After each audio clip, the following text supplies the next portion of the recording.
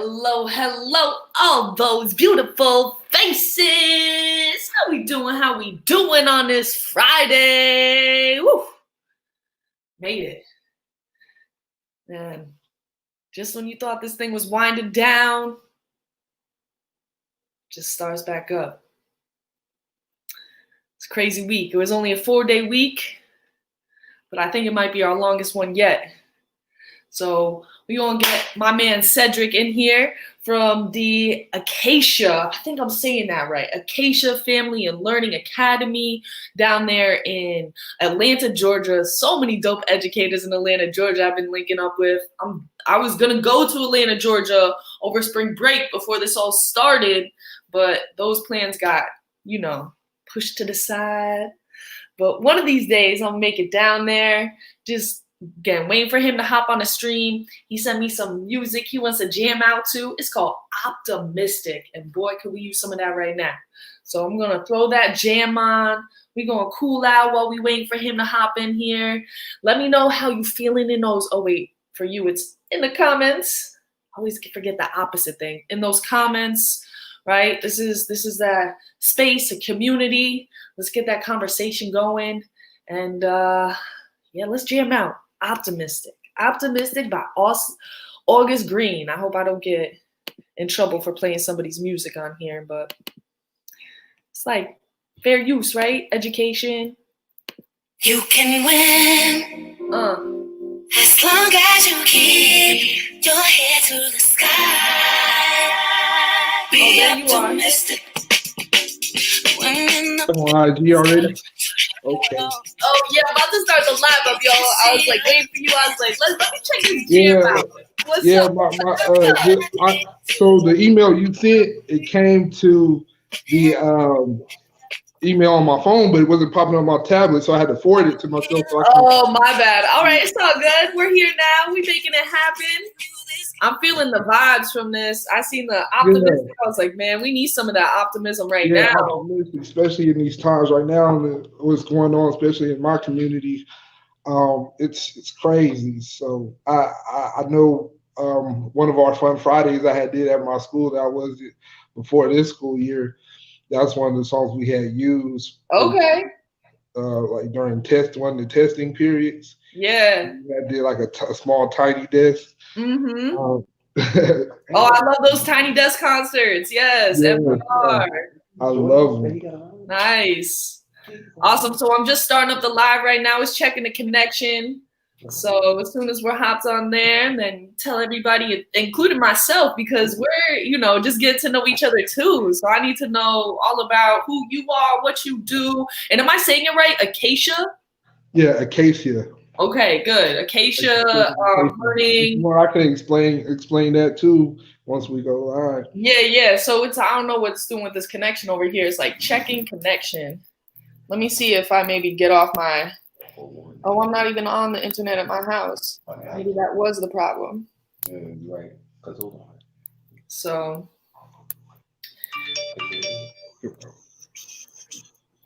You are now live. Here we go. I was just on like a meeting with some teachers, and one of them had that DJ button, so it was like. I know Chevy has that. So boom, I'm gonna link you in right now. I see you. Oh, and my sister hopped on here real quick too. What's up, little sis? Hey. So boom, I'm gonna link you in right now. I see you. Oh yeah, I forgot. You have to turn the volume too. What's up, little sis? Turn the volume down on one of your devices. Echo.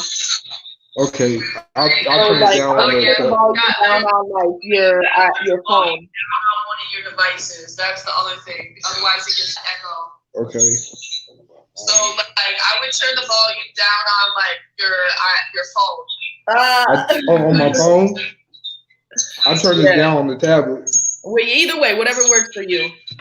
I just feel like sometimes IG might be a little bit more delayed than this. Yeah. All right, I'll turn it down. All right, it's linking you in. Yes, we got both devices. Yeah, I turned it down on the phone, like you said. All right, cool. Yeah, and the Streamyard, it lets you stream to like multiple platforms, but IG it does not like it's not down with that. They don't like to make it so that you could stream like I can stream like YouTube, Twitch, like all these different places, Facebook, but Instagram it doesn't let you like stream it through one place and send it out. Okay. Are you still hearing that echo? I'm hearing it No, on I mine. don't hear an echo. We're good. We're good to go. Thank you for bearing in there with us, people on IG. Nobody's on my YouTube, but what's up, YouTube?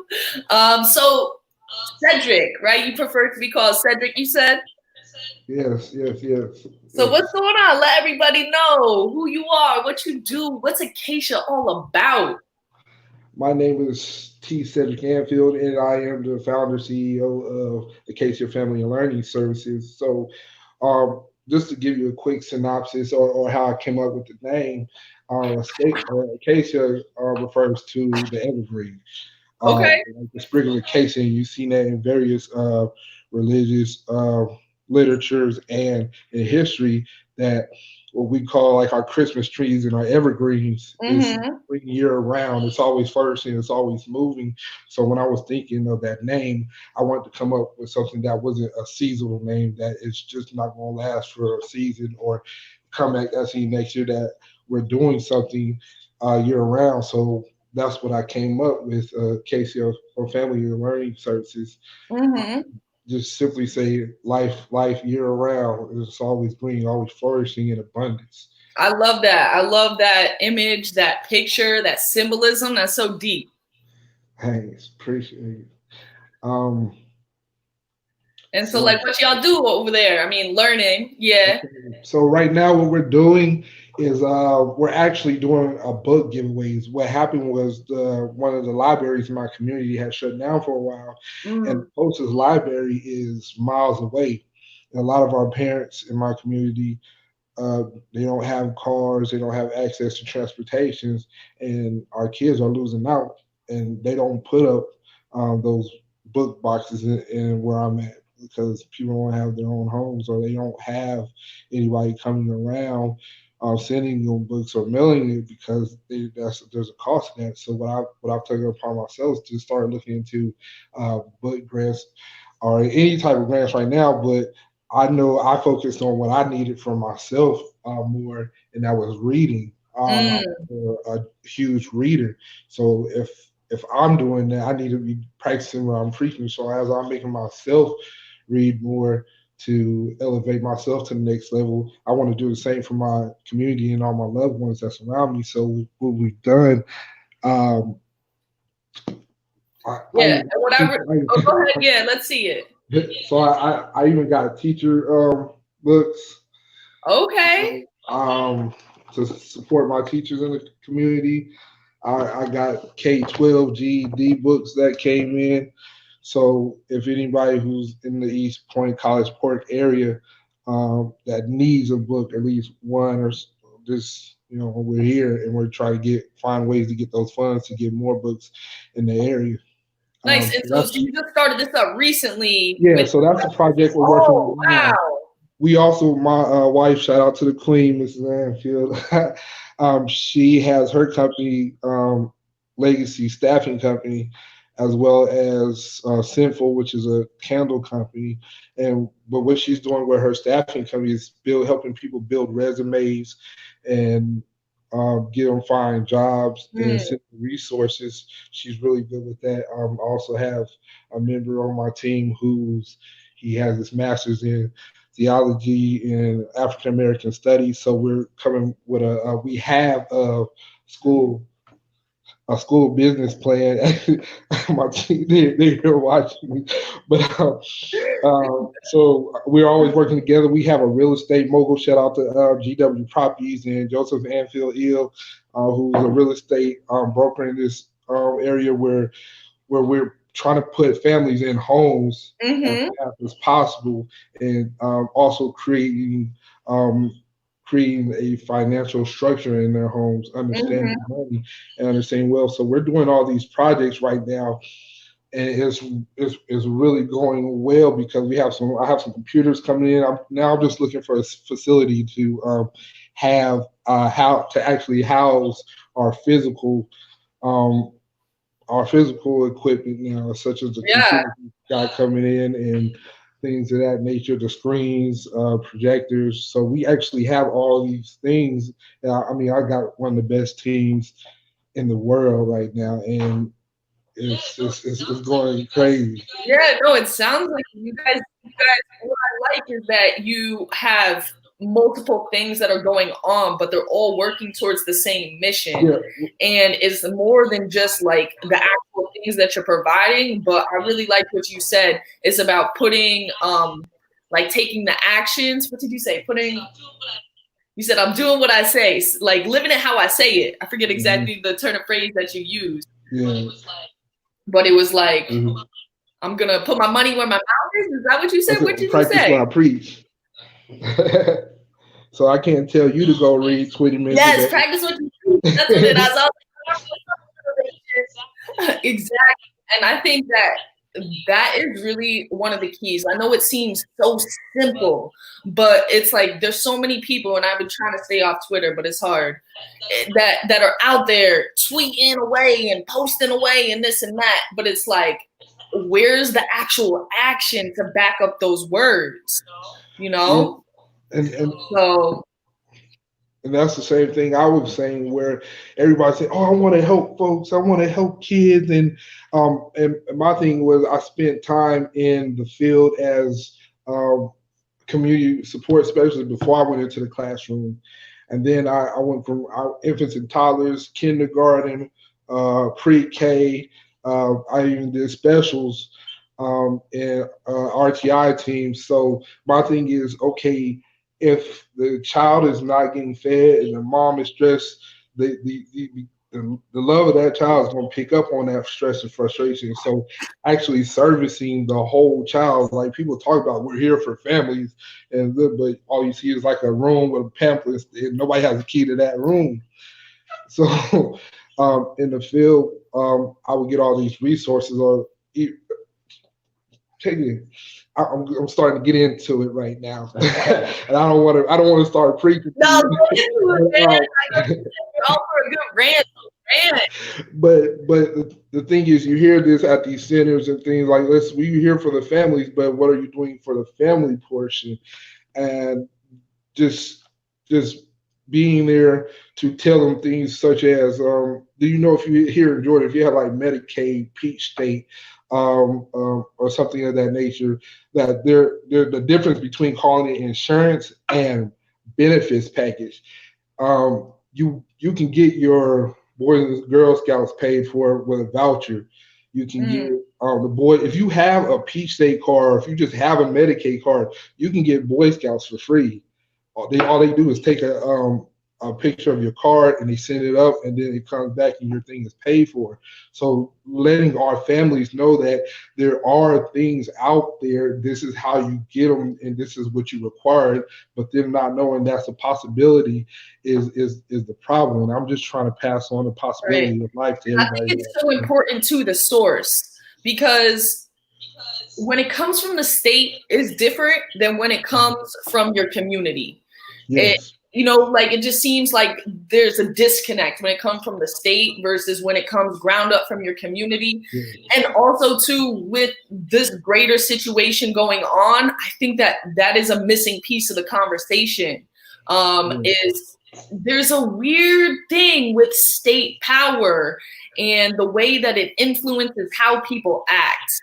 And of course, then there's all the political agendas that people bring in with it. Whereas when it comes from authentically from the community, you kind of get rid of a lot of that, corruptive nature of people's intentions. Yeah, and that's why through our staffing agency, we've attended some of the events in our community, as well as trying to connect other community-owned businesses. So we're actually in talks. For instance, like our shirts, I don't know if you can see it, but these are official shirts from Honor Clothing on IG. so we went to them, and then they came back with us like, we'll design and print some for free just to support. Oh, Um, nice. and so that's one of the highlights right now. That was one of the contracts that we signed as our official clothing brand for the nonprofit. So I mean, right now I know it seems like a dire time, but the blessed is going to be blessed, and right now it's happening. I'm just so excited because I just poured my heart and soul into everything that we do, me and my team. Yeah, man, and I can tell. And so, is your background in education? Are you a teacher? Like, what is your 9 to 5? So right now, my 9 to 5 is the nonprofit in my master's schools, and that happened recently. My master classes. So that's just happened recently. I had left my master's program, and now I'm back.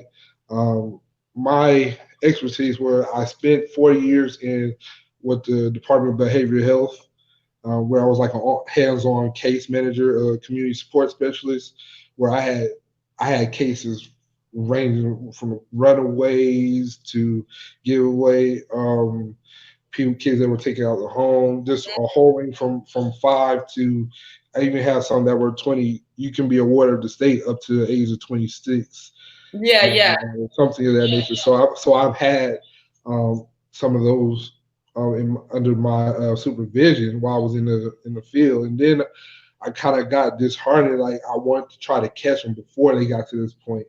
So then I went into infants and toddlers, and I also did pre-K at that for about 3 years.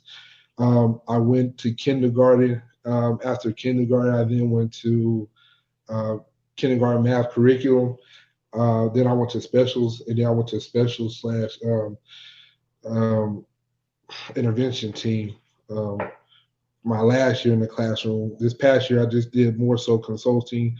My wife, we made that family decision that this was what we wanted, and we were still able to survive even more so than we were with just consulting other people, other teams, and getting business, and just those conversations being made all over town, all over the state. So that's kind of me in a synopsis. And then during the pandemic period, I went from the transition to fully doing this, working with the nonprofit, handling some real estate things that's going on here in Atlanta, things of that nature, just sitting with other companies for consulting, and then going back to school this week.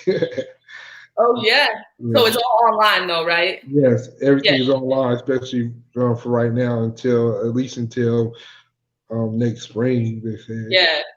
Mm-hmm. All right, that's awesome. Yeah, I think as teachers, we say that we want to educate the whole child, and it's about more than the content and this and that, but it can just be so hard to know. I mean, it might be a little bit different if you're an elementary school teacher and you're with the kid all day, but as a high school teacher, I have kids coming in and out of my classroom. You don't know anybody's full backstory. Like, even as much as you get to know these kids, there's always another side. And so it definitely is about like, how can we bring all of those resources together? How can we, give them that academic education that they need? But like you said, does it even matter if it doesn't have a place to land in that child's life? Yeah. So I wouldn't say I know we have to begin with the family and the family understanding. You look at all these other countries, they don't teach their first several years in school. They're learning how to be a person, how to be your social and emotional development, as well as your etiquette, as well as just being a human being. And a lot of these countries, they teach their families and their kids that before you even start learning content, basically learning how to learn. And I think that's something that we're missing here, as well as I've never taught, except for when I maybe substitute a few times. I've never taught anything over kindergarten except for when I did specials. And people always laugh at me. But so I have my experience, especially in pre-K, that my job was to give you a report right when you came in that everyday conversation. And I enjoyed it. And some teachers are like, oh man, I gotta deal with them all day. I don't have time because I gotta do this. I don't want to talk to the parents. But I was used to that because of my how my path went. Especially when I got into kindergarten, my a lot of my families followed me to my kindergarten. Nice. And it was like, oh, he's good because Mr. Anfield's across the hall. No, they're saying it has echoes, and I think it has echoes because we're listening on our speakers and not on our headphones. I didn't think about that. Oh, I didn't bring headphones. That's what they're saying on IG because they'll hear it coming out of our speakers and then it goes into IG. You know what? I bet actually if we turn it down on the computer and turn it up on IG, let's do that. I think I did it the wrong way. But then we'll this one. It doesn't matter, I guess. That's something I got to think about is like you got to wear headphones for one source and then turn the other source down. Okay, I have some. You got headphones? I put mine in too. I got some wireless ones, but that might give an echo too because these are not that good. I'm going to try it though. Mine are somewhere around here. Okay. I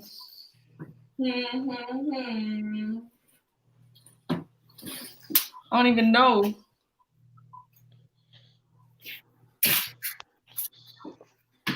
They're right here in my pocket.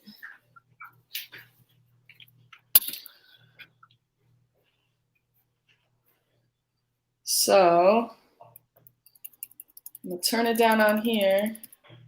Can you hear me? Yeah, I can hear you. All right, so hopefully that took care of the echo. Is the echo good? Yeah, I don't hear it no more at all. Okay. So, LT, what's up, LT? You could watch it here or YouTube. Hopefully the echo got taken care of with the headphones. That's just not something I had thought about. I'm sorry. And matter of fact, I need to change my source maybe. I'm gonna put them on here. Boom. Okay. Okay. Can you hear me? Yeah. Cool. All right. Sorry about that, guys. Technical stuff. I didn't think about it. So that's when you're doing a double stream, I guess, because the volume will come out and it'll go into the speakers. Are you good? You set? Yeah.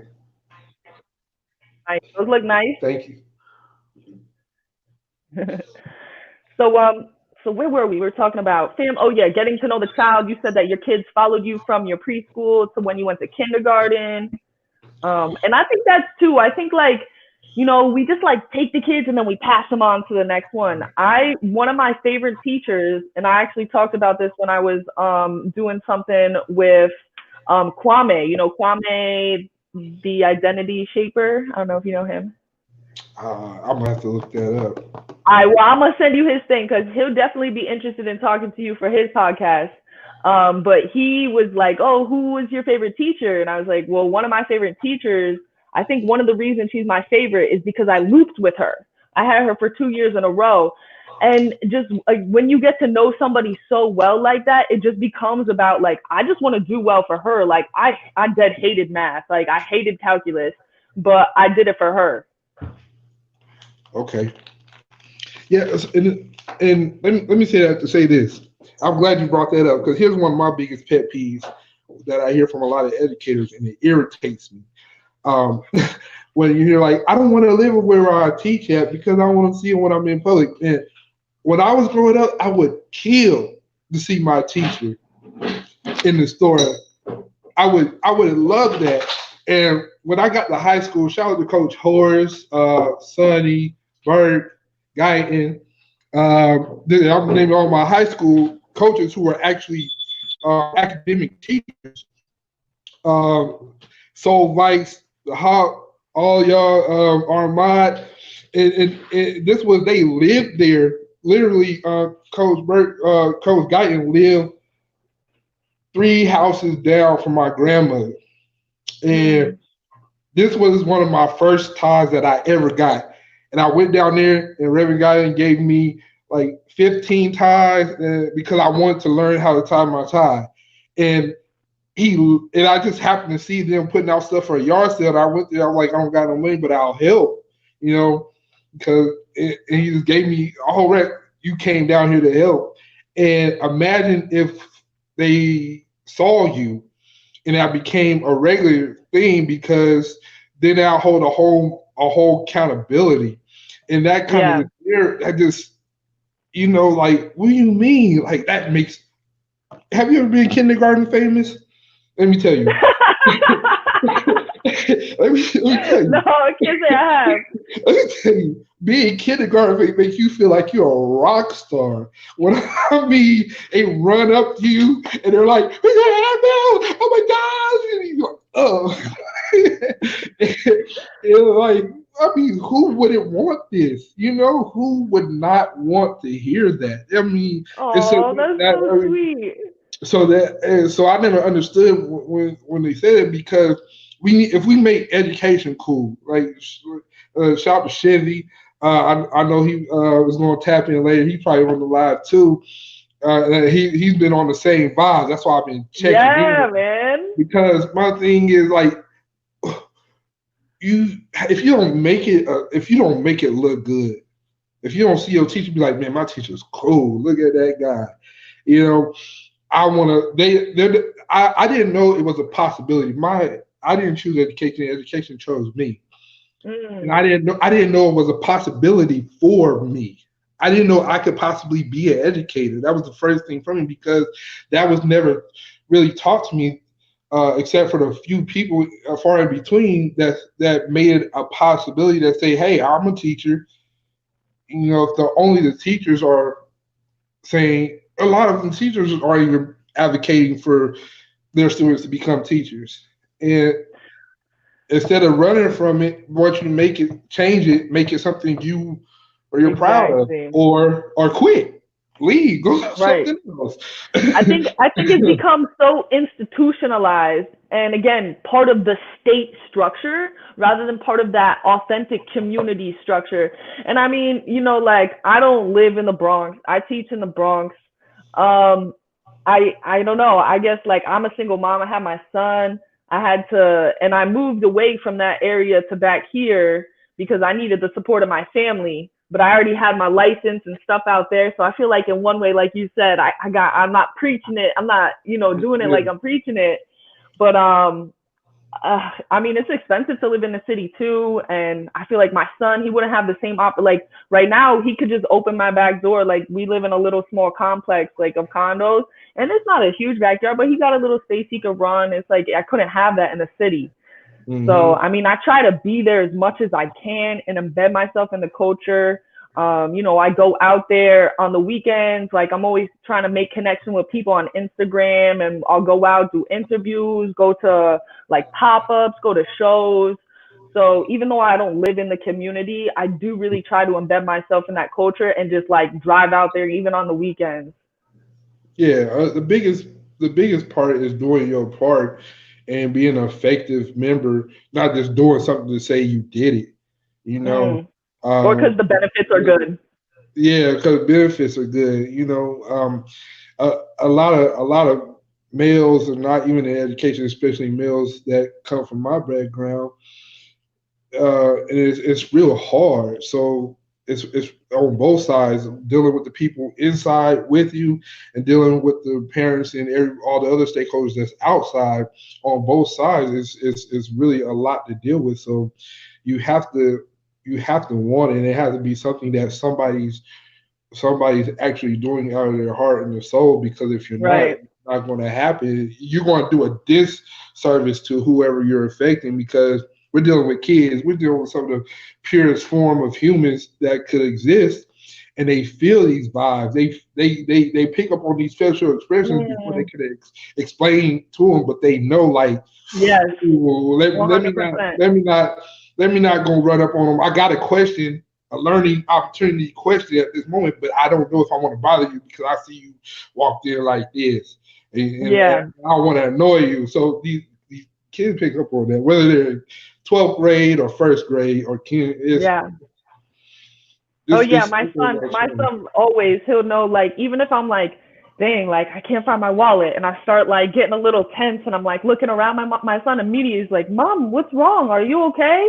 And he knows. And so, and I hate it too, because I'm like, okay, now I got to really like watch my emotional state, because I don't want my son to mimic me. Like when he is like, you know, getting a little stressed because he can't do something, then he's going to exhibit that same stress. It's totally so much more about what you do than what you say.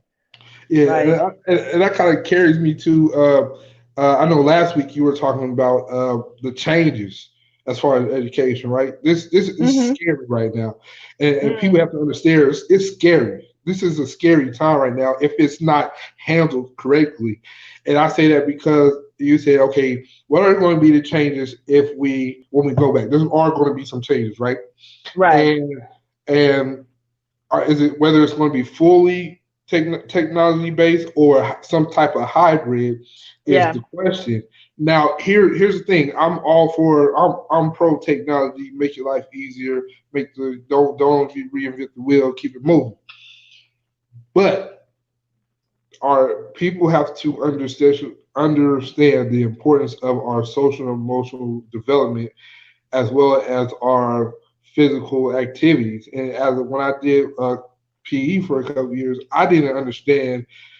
And people come to you like, "Oh, you just throw out the ball." Like, no. If you have a PE teacher who's really doing what they're supposed to do, there are standards from 1 through 6 that each have 6 substandards each, and all of them have a social and emotional component as well as a physical development component.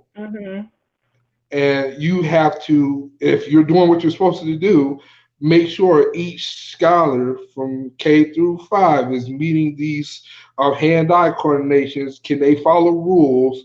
Are they taking turns? Are they listening? Can they regurgitate the instructions you just gave them and explain them to you? And what you don't want to happen is if it's fully technology based, you're going to totally lose that human disconnect. You have people like you have these people that are saying whatever they want to say on the computer, which is sometimes dangerous, and they don't know how to handle it on both sides of whatever's going on, because that human interaction is not there. I can't say that because might hurt, or that might make you upset, or just over embellishing something that I shouldn't. So if we go fully technology based, you're going to have to put in that component somehow. We're going to have to rethink the whole structure. At some point, I'm going to have to see somebody or go on. Well, that's why I think also it goes back to what you're originally talking about. It goes back to the family, right? If you can't come to school and have that kind of support, and I mean, regardless whether you are at school or not, like it's always about what are you going back to? What kind of base do you have? And if we strengthen our families, then I don't even know. It's like, it's just all about the family. Yeah, and that's the importance, because just how you said, it goes back to the family, right? Here's the thing. We've all had those few parents where the student doesn't quite give you the expected behavior. Then you meet the parents who don't quite give you and you're like, oh, I see it. I got you now. You might see grandma too, if some of them, if you ever see the parents and they don't quite have the expected behavior either. Yep. You're in the home. People have in your micro circle have dysfunctional micro circles, but that's the norm within that circle. So if you're confined within that circle, that only progresses and gets bigger in that home. And that's the scary portion of, you don't want to infringe on people's rights and privacy, but we have to let our parents know, and our families, because they might not be with the parents, wherever they're guardian, whoever they're with, that please reach out to me because I care. I'm here for you. And that's probably that might be the relationship, the rapport of the community that right. I'm right here. Like, okay, I'm good. Right, Because and that's why your like organization is like so essential, because it can create that bridge. I mean, school can't do everything, and I don't think that we should be like blaming parents like, oh, it's your fault, da da da, this or that. Like, I'm all about creating that bridge so that we can create that space for everybody. And so I do think that schools, they need to be like bedrocks of the community, you know, like you go to school Monday to Friday, you go to like the community center on Saturday, you go to church on Sunday, and it's all the same people supporting you and there, and everything is kind of has a unified vibe to it. It's not like, oh, that's the school, and then this is like my other group, and then this is my, you know, church or temple or mosque, wherever it is that you go for your religious, or I mean, some people don't do that even, but it's like we just need to be more unified. Yeah, and like at the community level. Yes, I totally agree. I'm all about the village. If I had $1 million, I'd buy a whole compound and just have my family around me all day, every day. Because if you go back to when it all began, that was the basis of everything. You had the tribe, you had your clan, you had your whoever you were with, and even now we had everybody was sectioned off. You had your community school, you had your community teacher, your community principal. Mm-hmm. You know, everybody did the bake sale at the school, and everybody showed up in the community. It wasn't no, my banker lives 50 miles away, but they drive 50 miles to come to work. It was, you had the people in your community, and they all had their specialties, and if we, and like you said, the whole state government and local government, and there's a disconnect because one county over, you might be paying a teacher this much, another county over here is this much, but they're doing the same job. And, you know. And so your incentive is to like go out of your community, go to this other place. Yes, and it is crazy. So you look at these numbers. And this was like one of the first years that I got to see a lot of these numbers. If you spent the money evenly per child, that would drastically change everything. I mean, you got to disconnect. You need to disconnect from property taxes. That's the problem. Yes, and let me tell you, shout out to AAE. I did the advocacy fellowship, and I spent a lot of time because of them making it possible. I don't know if you, Jason Allen, he's a really big writer and educator in Atlanta. We had an event at the Capitol in Advocacy Day. I went up there with AAE, and I said that to say this: I saw millions going to aerospace, millions going to this department, millions going to every other department. I mean, and maybe a couple billion going to all these other departments. And when it came to education, it was like 280,000. Like what? It's like you seeing millions and billions be passed around. Everybody passing around big checks, and then you hear it comes to education, it's like 100,000 and 500,000, maybe $1 million, and you're like. But everybody stands up, and this first thing they say is, "Oh man, the kids are our future. We got to do everything for the kids." And right. But then the numbers don't add up. The numbers don't make sense. How Nick Minaj said the numbers don't. How they say the numbers don't lie? I'm trying to look for my TV. I know the lyrics of the song, but they said the devil don't lie. Yeah, but the numbers don't lie, and the numbers don't make sense. If I had to allocate your love by the numbers, you don't love the kids that much. You taking away all these, you budget cut, and I'm like, okay, you doing all these cuts for the people you say you love so much, but you giving all these millions and billions to everybody else, including the police. And in New York City is budget cuts all across, but not for the police. And I'm not trying to be like anti-cop or anything. Like I know plenty of NYPD. My son's father's NYPD, and it's just my cousin is NYPD. Shout out Trevor Marshall. Oh yeah, where's he at? I don't know. I think the Bronx. I think Okay. he's in the In the Bronx. Bronx? Okay. Yeah. Yes. I think he's That's yeah. Mhm. My son's father in the Bronx housing. So Mhm. it's like they definitely play an important role, but at the same time, it's like we need again to forge that connection. Like I think the same thing could be said for the police. I think a lot of these problems that we have is just police aren't from the neighborhoods that they're policing. Exactly. You're not gonna kill the people you love. And though I didn't want to go into that because I don't want, but I will. Right, it's a lot. You know, No, I feel you. let me say this. I don't even want to call it police. I feel like we should have a total structure change. There should be more sensitivity training. You go to all these other companies, and there's abundance of sensitivity training. That's number one. And like you said, you should have some city ordinances that say you should live where they have these programs. They have them, and I've seen some of them that you get incentives for living in the community that you police. Yeah. And you're not talking about small incentives. You're talking about large ones.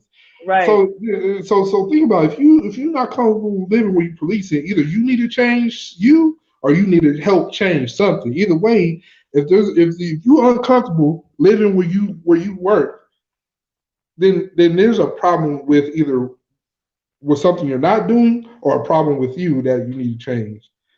Okay, let them know. No, it definitely makes sense. And I mean, I've heard cops say it before that you don't want to be a cop in your neighborhood because then it brings all these other political issues. But I think that those are the conversations that we need to be having with our neighbors anyways. Yeah. And now this is making me like, I want to get more involved in community politics. I want to get more involved in these things where I live too. I just feel like it's when it's the regular school year, right? I'll be leaving my house at 6:45 in the morning, and then I get back at 6:30 at night, and then it's like I just don't know where the time is, and I have a young son, so I'm giving myself a lot of excuses right here, right now. But I do feel like once my son gets a little older and I get a little bit more settled into my career and stuff, I do feel like I'll have more time to actually follow through on these things that I want to do. Yeah, and I mean, it's everybody wants. I understand people who want to do things who are not there yet, or they don't know what to do. I understand that, but what it boils down to is when you know you're not doing the right thing. Like if you're doing something you're uncomfortable there, that means you need to change something. If you're hot, you're gonna turn the AC on and get cool, right? If you're hungry, you're gonna get something to eat. So my biggest thing is I live where I'm doing my endeavors at, whether it's business, nonprofit, or just consulting. That and I don't mind traveling outside of there, and as long as I'm doing my part from whoever gives me a call. I'm not a mind reader. I don't know if you need something, but I'll give you my everything I got. Then the problem is a lot of people are in professions that they're not necessarily their dream profession. And so they really don't care. Right. That's the problem, whether you're a police or whatever, okay, it's a fallback. We gotta or just like some people do education, I went to school for be a scientist, so I'm gonna teach until I get this job at NASA. Like, no, go start your own. And I know it's harder said than done, but don't service field should not be a field, and that's where the change as a fallback fields. Right. Even if where you are in the process isn't where you want to be, you still have to recognize the importance of the place where you are in the process, and you have to give it everything, because otherwise you either A, aren't going to get to where you want to be, or B, you're going to get there and you're not actually going to have the skills, or it's not going to be all you want it to be, because you just held it up on this pedestal the whole time, but you didn't really give effort to where you were in your life. So it's like it just drains you of your passion when you're like that. Yes. I mean, I get so passionate about these things sometimes because I know where I was as a student. And here's a crazy thing. If you're not too low or you're not causing too many problems, you don't get no attention. But if you're not way high on the spectrum, you don't get too much attention. And I was always the student that I came, you joined me.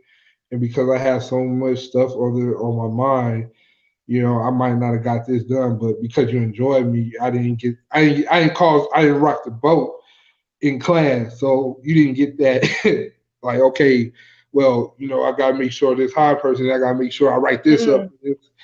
So I feel like we need to make there's education needs to be changed so much. We need smaller classes. We don't need kindergarten. And I go back to kindergarten because that's my baby. That's my favorite. Look, listen to this. Listen to this and see if this makes sense to you. All my life, every single day, all the way up until my first day of kindergarten, I'm taking a nap for at least 2 hours, right? Every day until my first day of kindergarten. Hell yeah, 1:30, you better be in that bed. That's me and my son. I tell him, oh my God. So here's the crazy part. You get them in kindergarten, your first day of kindergarten, you drop them off at 6:45, and then you don't pick them up till 6 because they go to after school care, and they're like, oh, they're falling asleep. They're like, why do you have this child, this baby, here for 12 hours, 10 hours for a whole day of kindergarten? Like, are you Mama gotta work. Yeah, and I understand that. So I know. So my thing is, if it were me, and I had this discussion, like I said, I was on the team with other state advocacy fellows for AAE. I mean, we call them the Select Nine. Shout out to the Select Nine. The first class of fellows, advocacy fellows from AAE. So Mr. like John in Arkansas and we had another one in New Jersey. We had two in New Jersey. But the conversation was this.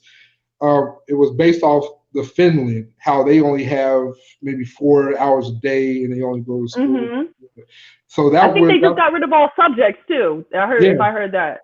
Yeah, so that was the part of it. And then you have Singapore math and you have that whole construct. And that kind of built into we should have naps in class or some type of fiesta or whatever to where you have time to regenerate. Can we do that at high school too, please?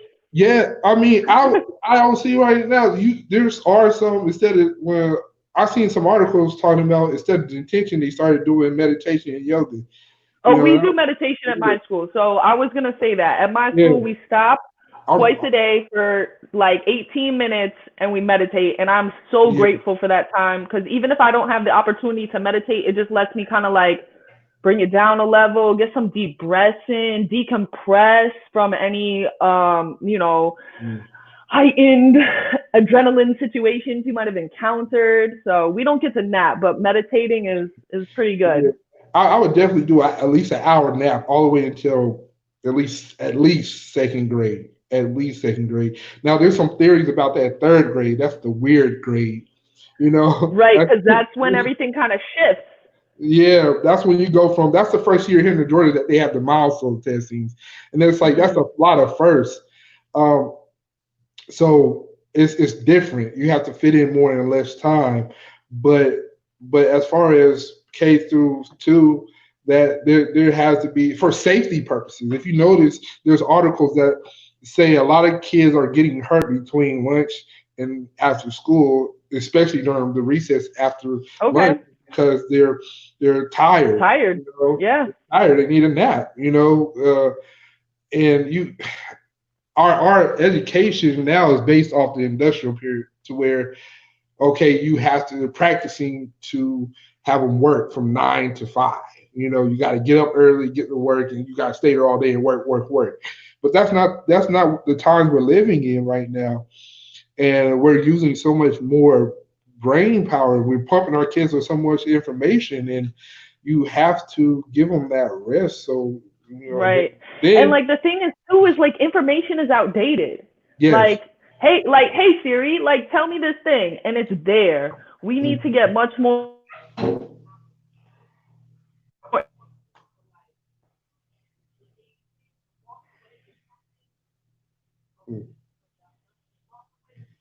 into application, and it's coming back.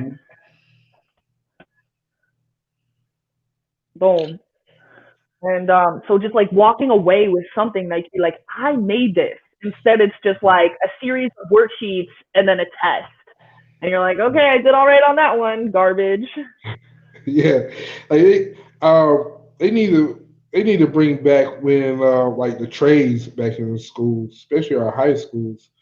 Um, I know when I was in high school, we had woodwork and we had a lot of elective classes that were physical classes and homemade, and sewing, and Right. typing and all of these to go along with your everyday practice.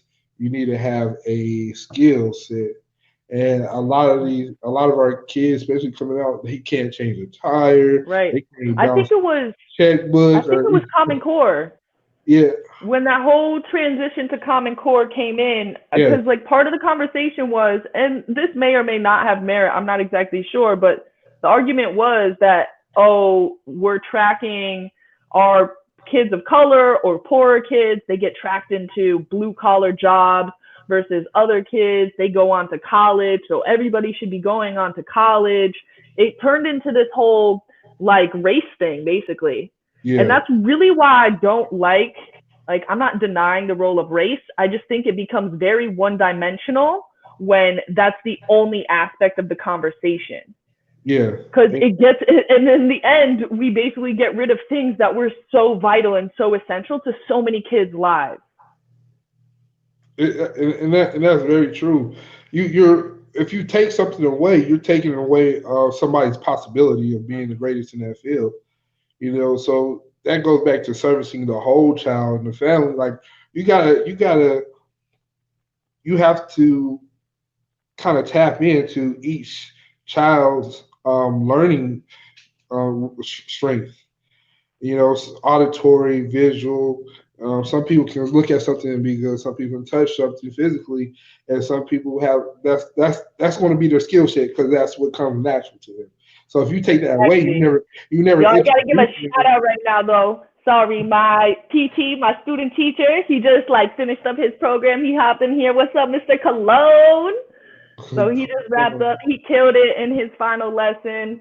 And he is from the Bronx and he's gonna be teaching in the Bronx. And so he's gonna be really practicing what we preaching over here. I love it, man. Congratulations. Yep. Mm. Yeah, he's a cool dude, super authentic. Like day one, like you could already see like there was no problem with the culture and the vibes and like the classroom management had that down pat. So he's just gonna keep on growing with his practice and do amazing things. Awesome. So Awesome. Yeah. yep. I mean, that's awesome, man. I love seeing people who want to be here come into this field, man. Yeah, I he's mean, definitely gonna be one of those cool rock star kind of teachers, like yeah, man, that's awesome.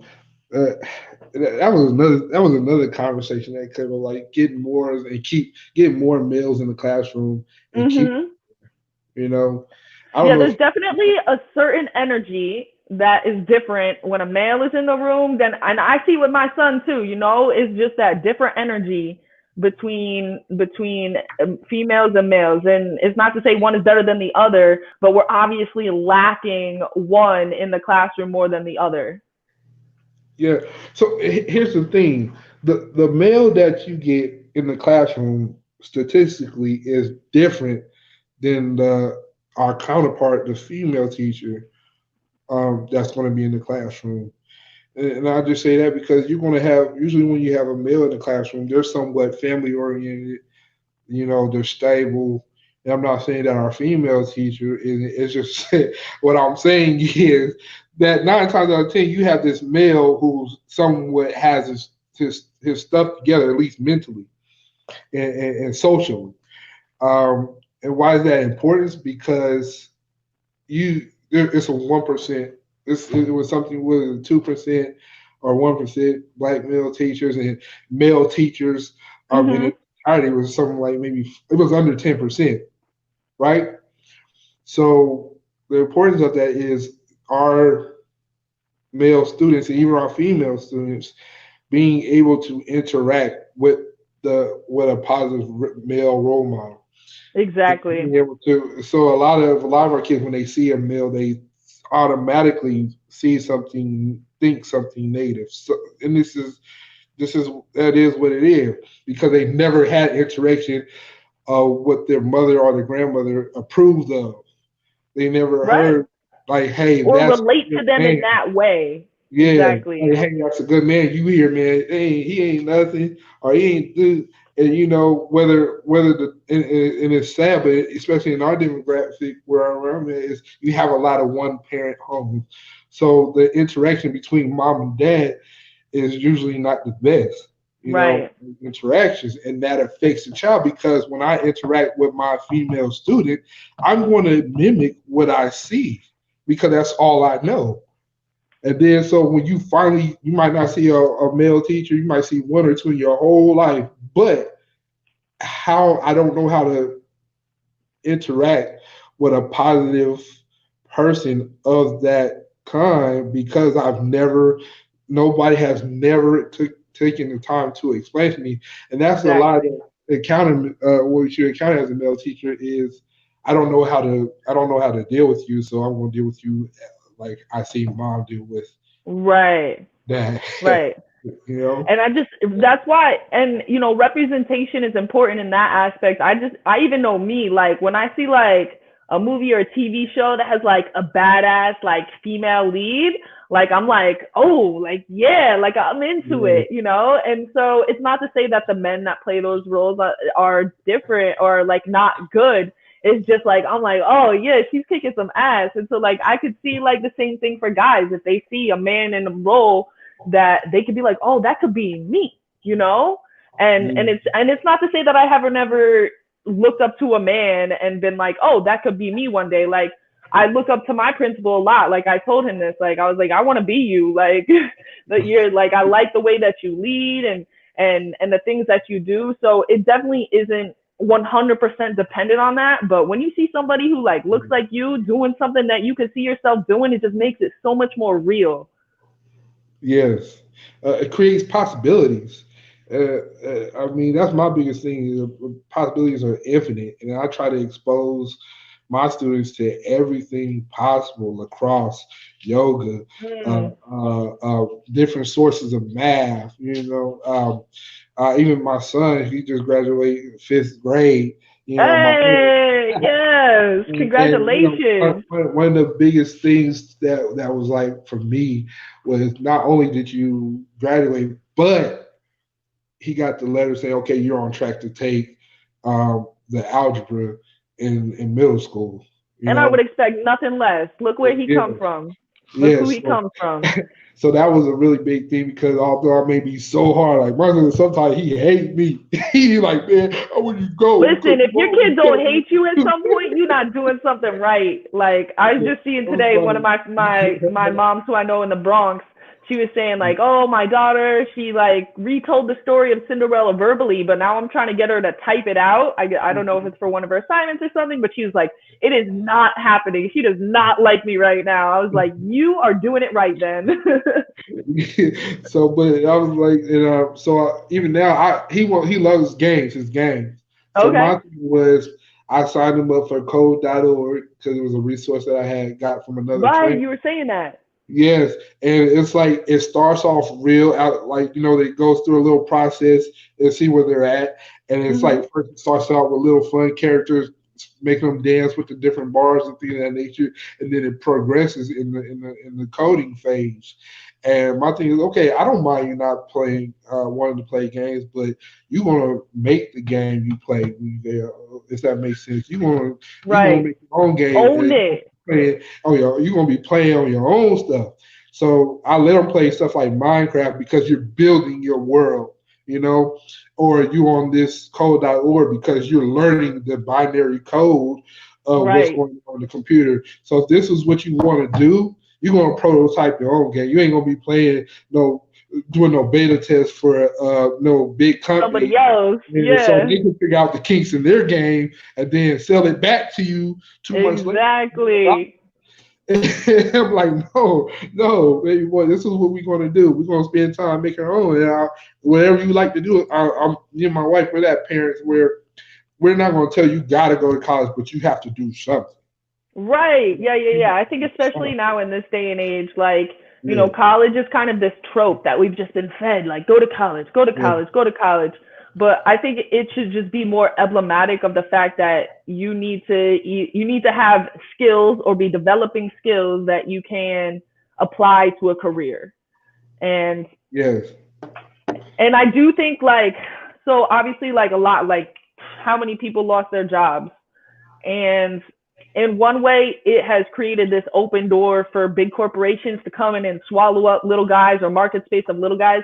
But also I do think that, and I have seen like my vision of the future is where there's a lot more independent small businesses. You just running it, you and yourself, maybe a family member or friend, out of your house, because the internet and technology allows you to create these economies of scale at so much ease than you could before, where you can compete from your house, in your kitchen, with your computer, with these big guys.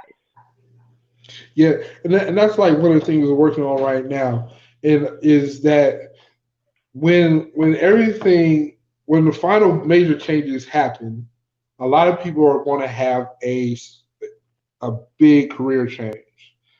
And right now is telling our families, because we have to make sure our families get right, because those are where our kids live.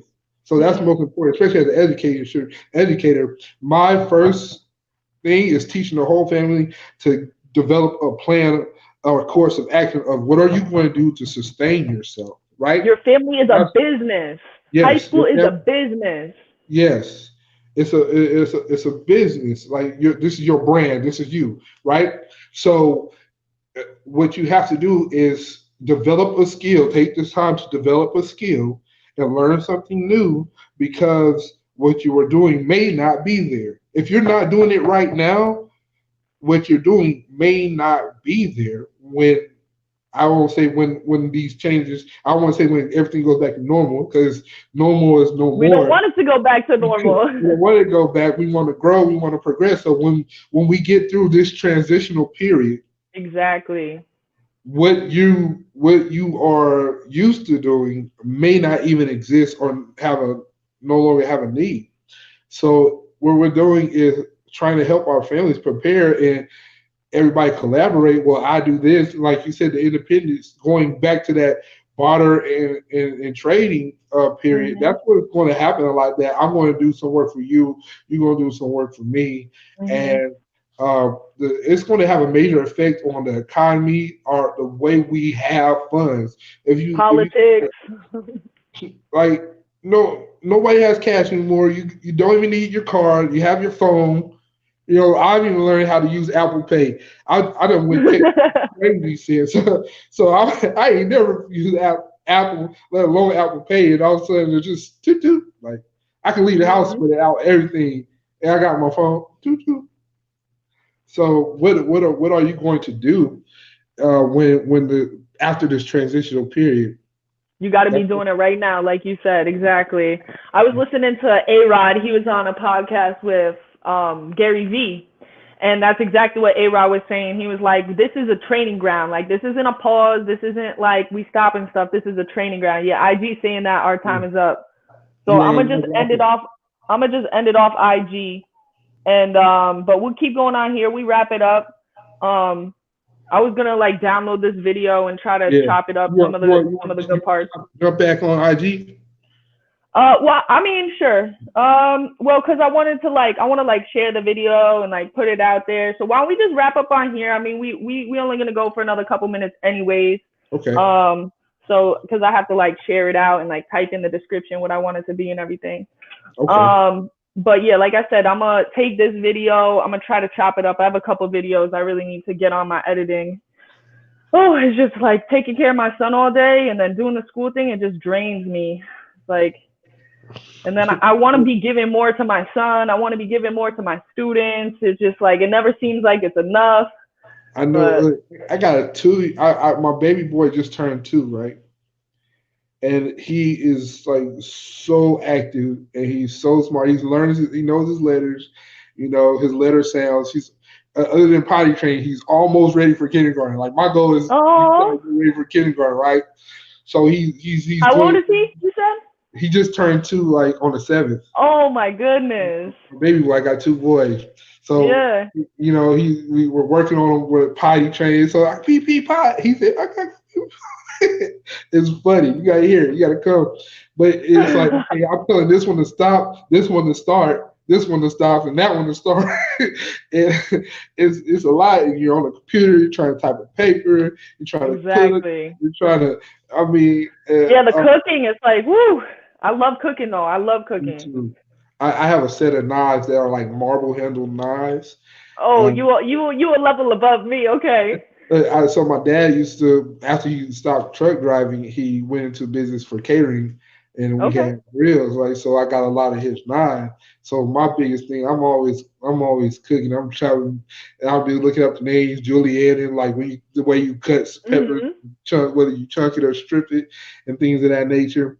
And uh, I'm really enjoying this time with my family. You know, it's amazing. Like, you can look at it positively or negatively, like, oh, I'm at home and I'm not making as much as I want, or it could be like, I don't need it because everything I have is right here, because Right. you know That's me too. Like, I've been spending more time off of social media and stuff and just enjoying the moment, and like part of me doesn't even want to get on there and go back to it. I'm like, it is an important community, an important aspect of what we do for creating broader social change. So I think it's just about finding that balance and what works for you.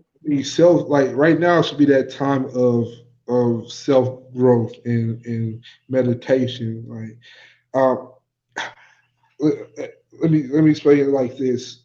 You sometimes you get to the point where you ever been somewhere and you need to call somebody to come help you, whether your car is on the side of the road but your battery is Yep. dead, and you need it Oh, so bad right now, but you can't do nothing because the battery is dead. So a yep. lot of people's battery is dead right now, and they just need to Yep. take the time to charge, because you have a phone, it won't come on until it gets back to us. You can't even turn back Yep. on until it gets back to a certain percentage, and then it will turn back on. But you still need to charge, and a lot, especially in educators right now. I want to tell this to all my stakeholders in education, that it's okay if you need to take care of you.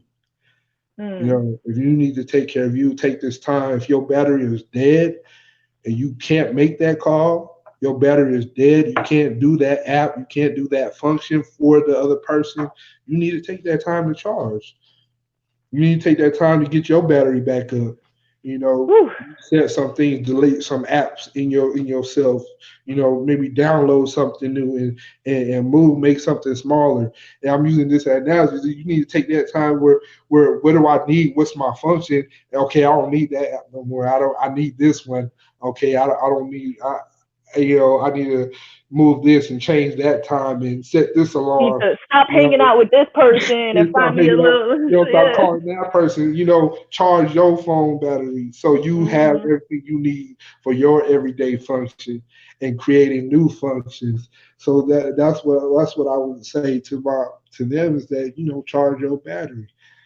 It's okay if you need help, because I know as stakeholders in education and in the community, everybody comes for you because you're so good at having the solutions for everybody. But then you stop and realize, like, who has the solution for me? Like, who's going to charge me? Who's going to come to my rescue? And we need to call on each other as educators. So that's a big thing. Just spending that time with people you're working with or people you want to work with, just connecting, and that way, you're going to charge each other up and have those ideas. Because some people, you have that top 10%, you got some, and then you have the people in the middle and your bottom. And the thing is, we as educators who are really out there educating, it's that time for us to connect, and we're the ones who want to make the connection, because the people at the top who's making these decisions, I'll tell you what, this is charging up my batteries, connecting with you.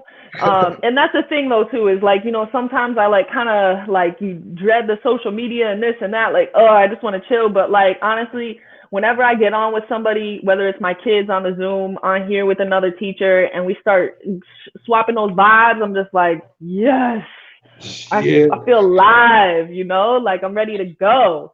Me So as too. we I'm so pumped right now. Like when you inboxed me, I was so excited. I was like, me? You want to talk to Yeah, me? no, because like I feel like it's a good. I try to use it as a way to like, okay, this is this person who I just connected with. Like, let me get to know them. Like, let's have a Yeah. conversation.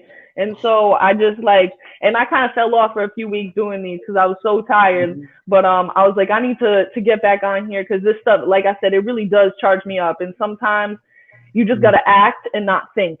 You know, when you think about it too much, you talk yourself out of it versus when you're in there, you're like, what was I even thinking trying not to do this? Like, Yeah, that's so honest. Like one of my last years in the classroom, I mean, you, as, a, as a teacher, you get abused, but as a black male teacher, people don't understand the emotional abuse that you have to endure sometimes, and it's hard. And it looks like when talks about, or the first thing that someone, well, look how big he is. Like that has nothing to do with you being late. Because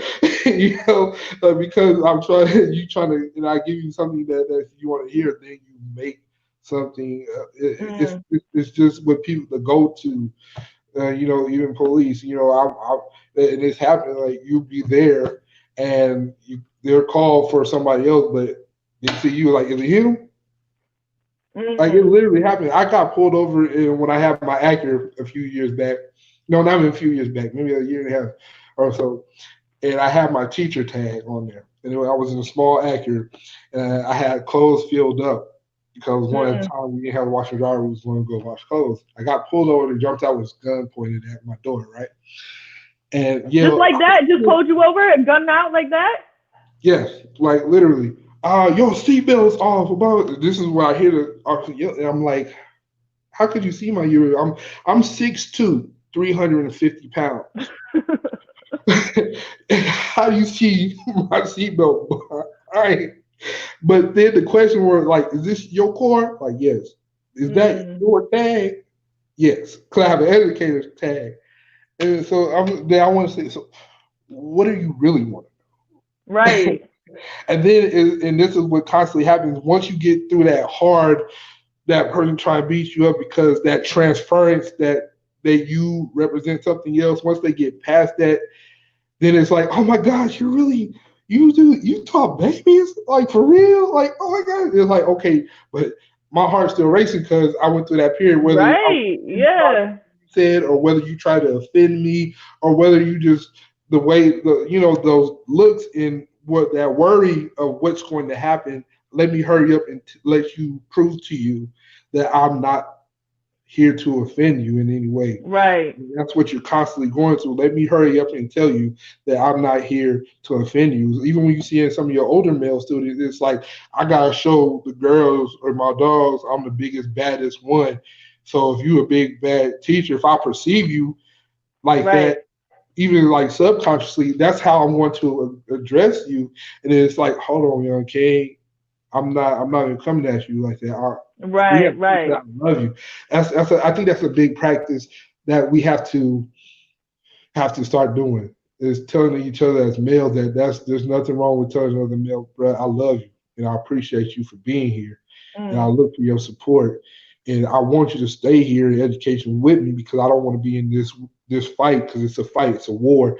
I don't want to be here by myself, brother. So I have to tell you, I gotta show you my gratitude. I got to show you my love and my care. And that's what's happening, is that it's not okay for us to show that type of emotion.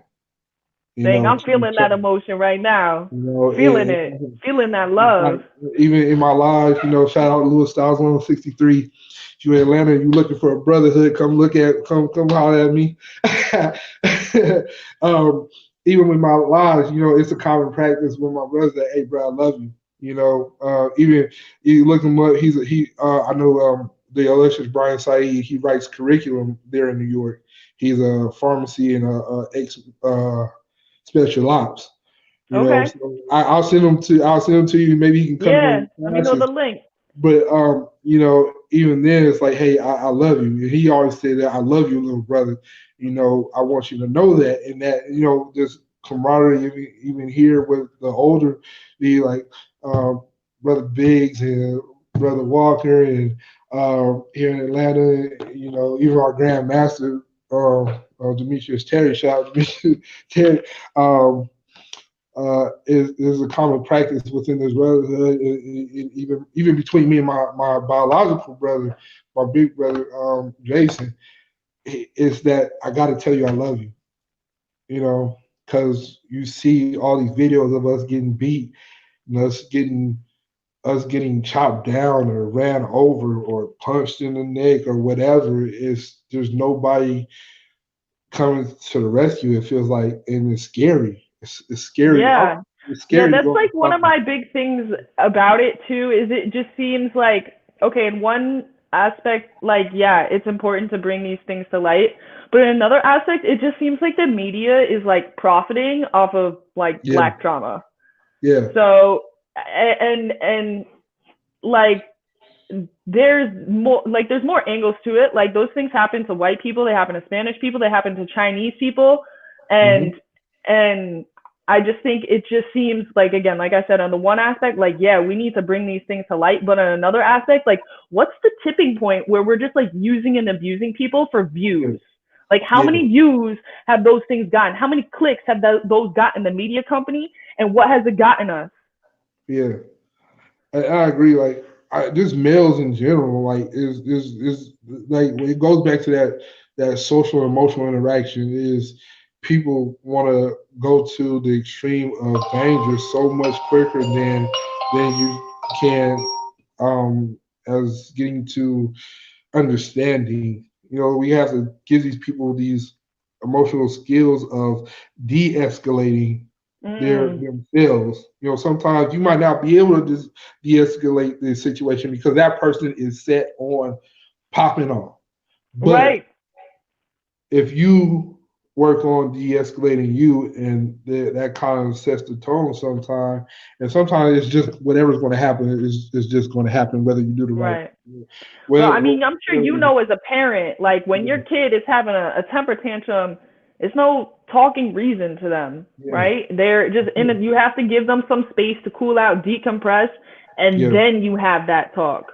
And that's a big problem of walking away, taking the time.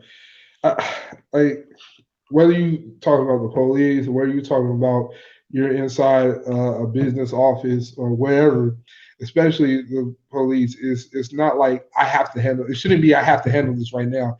It might take you having a moment like, look, don't leave, but I'm going to walk away. Like, if I can't just tell somebody I don't want to arrest you, I'm getting louder, because then you're like, hold on, you're not listening to me. I'm trying to tell you something. Just take that moment, like, hey, I'm gonna walk away, give you a few moments to get what you're saying together. I'm gonna go over here and call this in. I'll be right back. That's just me. That maybe I don't make sense, but no, I think I mean, there has to be. I think, like, the problem is, like, a lot of times, like, police are in dangerous situations, so it's like they can't let somebody just walk away before they ensure, like, that person doesn't have some type of weapon or some type of knife, like, because there are plenty of stories where the cop didn't pat them down correctly or enough, and then they had a weapon on them and somebody gets hurt. So it's like, it's so hard to know, and every situation is so different. But we need to be better about having that as our first option. I mean, even as a teacher, that's something I learned too. Like, your first year or two, you just but then you learn, it's like, calm down, deep breath, smile maybe. Hey, man, teachers have some of the most dangerous jobs. I think we're the most vulnerable profession there is. And I'll say that, look, we don't have any protection. Everybody's attacking us because it's our fault. Hey, it's the teacher's fault from every level, even in parents. And then not only that, you are actually open to harm. You're open to the kids bringing something to the school. I've been in a situation where a student has brought something that shouldn't have been in the school to the school. And because of my, knowing the demeanor of the other students or being able to assess the situation, that child didn't get hurt and everything was good. And we were able to handle the situation perfectly. But as a teacher, I'm in harm's way because you have parents want to bust through, and they get into it. Even I see some parents come Oliver down the hallway. You can have a show on parking lot wars. You know what I'm saying? Parking lot wars. Look. It's a little different in the city because we don't have parking lots. Look, there's something serious. People try to get in and get out, and it's like, look, there's 400 kids, 500 kids got to get into the car, and they're like, oh, she ain't moving, or the bus might come late, and they gotta come in. There's bugging. I mean, so it can go down. It's subject to go down at any given time. Right. You can't, especially if you're in an area where one time it was shut down. We had to shut down academy because there was a shooting at the mall that was close by. You know, oh man, that's crazy. You know, and that shouldn't be a norm. Like we shouldn't be like, right. Oh man, that sounds like gunshot. Like it used to be a time where the school was like the church. Like this was off limits. Right. You know, and it's no longer a safe haven for nobody. Right. You know, when the conversations start coming up to maybe we should have educators that have handguns and stuff on campus. That's crazy. Conversations,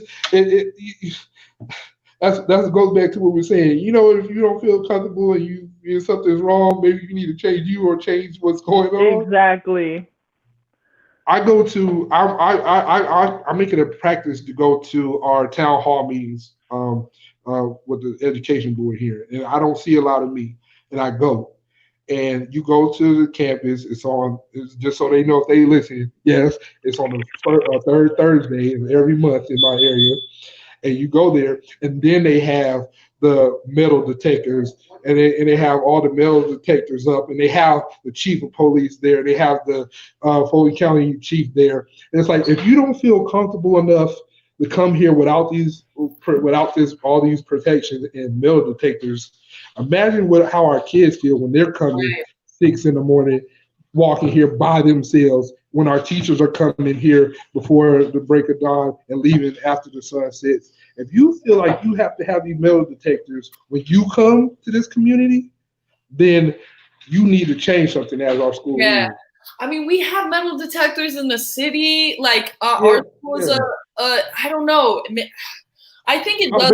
What I'm saying as here is that they're not there at this particular school when they're during normal day, during the normal everyday.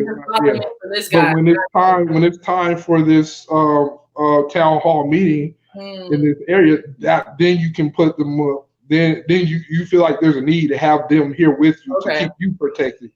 Yeah. So that's interesting. That's an interesting dynamic that they don't have them for school, but though I guess because they see the parents as more of a threat than the kids. Is that like the point is you see a threat and that you're afraid of. Right. That you see a threat that you're afraid of, that you feel that it takes this much proportion than the everyday. Yeah. You know, it's the same school my son had his Boy Scouts at, and we were there at night with no security. We go there to the parent after or during dark, all the parent nights and things. We don't have those metal detectors; those aren't there at all these nights. Then, but as soon as you come, then for a night event, then it's necessary for these metal detectors. The parents are there. It's open. It's more open to the community when you're not there than it is when you are there. Yeah, so there's more of a chance. You're deterring people from coming almost. Exactly. Yeah, and I don't know what the right answer is. I get, like we're in the city, like most high schools and middle schools in the city. I don't know about elementary schools, but they at least have security, like school security in the front, school safety, and then we got a bunch of kids last year from a high school that didn't have metal detectors, and they had a stabbing at their school, so they shut down that school, and they dispersed the kids all over the city. And those kids that came, they were like, I'm very grateful to be at a school that has a metal detector. Yeah. And there's been incidents too where kids, what they do is they bring knives or whatever, and they leave them outside of school. Then they do school, and then either some point they leave school and they go and get their knives and they have their little dispute. Yeah. So it's I don't know what the right answer is, because if they didn't have the metal detectors, those disputes could be more often in the building. versus them being relegated to outside because they know they can't get them in. And what I'm saying is they're not there. They're not there until when they come. So if you feel that you need, it's that disparity between the two things. Because all the time, always would be different. If you need something when you're there, 9 times out of 10, everybody else needs it there too. Okay. You know, and you know, don't get me started on like the healthcare. Don't get me started like on like. They get the food from the same prison they're getting. They're from the same place of prisoners getting their food.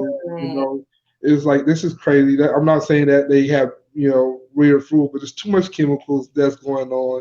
You know, you have all these resources like power. Like the state power and who are their services and who gets the money and who's in charge and whose friend is on the board and da da da da da. Yes, and like I've seen leaders spend $40,000 on their office. You know what I'm saying? $40,000 on office furniture. You go get all these fancy stuff for you in your office, and you eat lunch on a company card or a school card. But if I come ask you for some paper or a set of books, it's like that's only like $2,000. Then it's like, let me see if we have it in the spending budget. But you just got a whole new office, and you're like, well, why don't you take that back? You know, you can't say that. People want to keep their job, and it's like the whole organizational chart needs to change. It shouldn't be I'm above you, because you have some teachers who have the doctorates and the admin might only have a master's. It's like, look, this teacher's actually in there in the trenches. Like in football, you take care of your linemen. You take in the trenches, you're going to take care of them or you ain't going to win. And it's the same. The organizational charts have to change for us. Influence over title all day. Influence over title.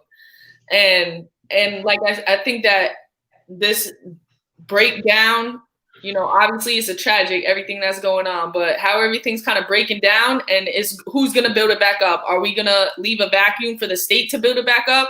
Or are we going to fill it and we're going to come from the community level?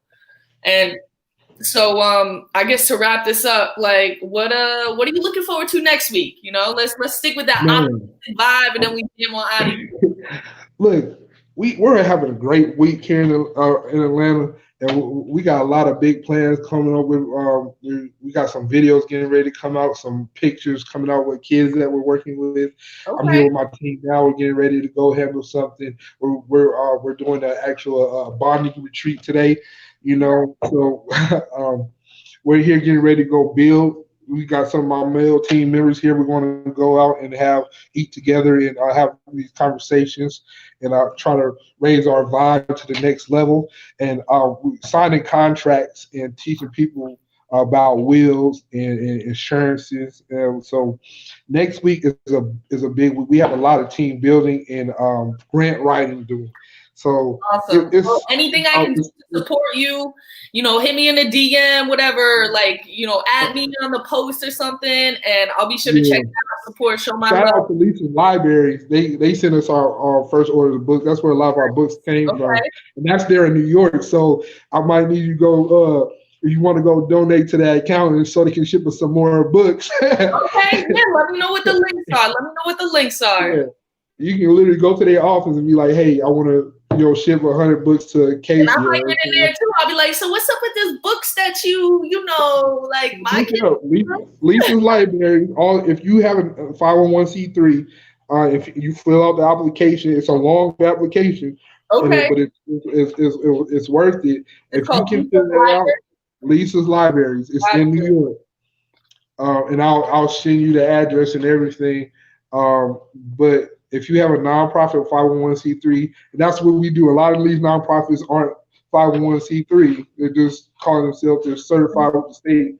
But if you have your nonprofit 501c3, it might have to become a nonprofit. We'll see. Or if you need some, if you want some, just we're in this together. We can work together. Like, hey, I need you to order a book. Boom. Boom. All right, cool. I'll let you know. I have to do some plotting, some thinking about how it will work out, but for sure, this is awesome. Yeah. So right now, I'm just looking for new grant writers. Anybody who wants to work, and you know, like I said, I'm an educator, and I was out the classroom this year, so I'm still doing my own thing. So if somebody who wants to help out, work with us, if you have any connection, just let them know that I'm here and I'm trying to make moves. All right, bet.